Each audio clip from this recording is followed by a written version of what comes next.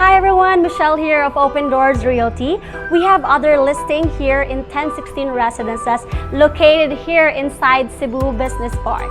This unit is a 2-bedroom, fully fitted with an area of 98 square meters with balcony, 2 toilet and bath, 1 maid's quarter, and it comes with 1 parking slot. Asking price 17 million pesos net. Let's go, let's start the tour.